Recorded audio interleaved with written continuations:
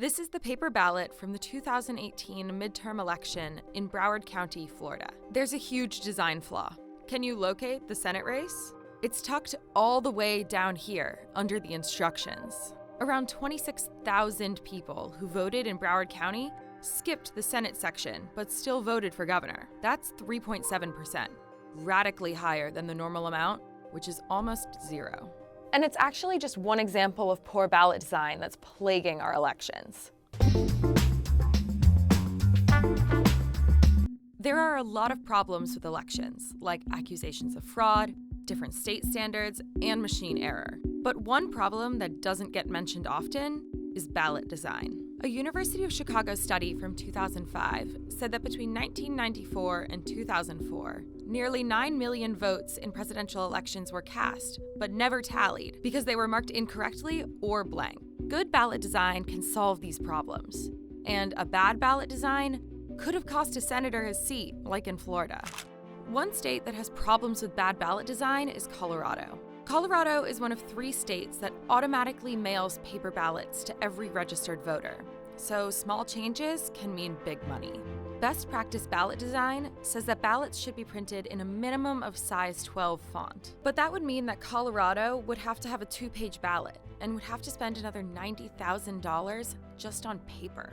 They eventually decided on the extra sheet of paper, and then had to spend even more on postage. In a county in Colorado, a local law says that parts of the ballots must be printed in all caps, even though that's a huge ballot design no-no. Local laws can ban other best practice procedures. In California, the law says that ballots must state a candidate's occupation. In Kansas, their hometown must be listed.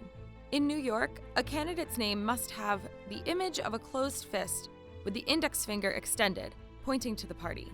And the biggest reason that absentee ballots aren't counted in every state is that they aren't signed, probably because it's another black line on a sheet full of black lines. All of these go against best practice procedure, which says be as simple as possible. The most infamous example of bad ballot design is the butterfly ballot from the 2000 presidential election. The ballot was a booklet with hole punches in the middle to indicate votes, but it was incredibly hard to read. And it's speculated that over 3,000 voters accidentally voted for the independent candidate instead of Al Gore. Designer Marsha Lawson wrote a book called Design for Democracy, and her redesign of the butterfly ballot really shows how bad it was. She eliminates the interlaced yes-no votes, uses better font, shades and outlines to connect the names with their yes-nos, and removes a lot of useless text. Groups like the Center for Civic Design and the Brennan Center dedicate all of their resources to deciding what the best ballot looks like and trying to get states to implement it. Their ballot designs are clear and easy to read, but sometimes lawmakers don't want to redesign a ballot because the design is what got them elected. Also, election officials who design the ballots don't like to hear that their ballots aren't very good, even though a lot of them have never had any design training. So the question isn't if bad ballot design is going to cause voting discrepancies. The question is, are we going to fix it?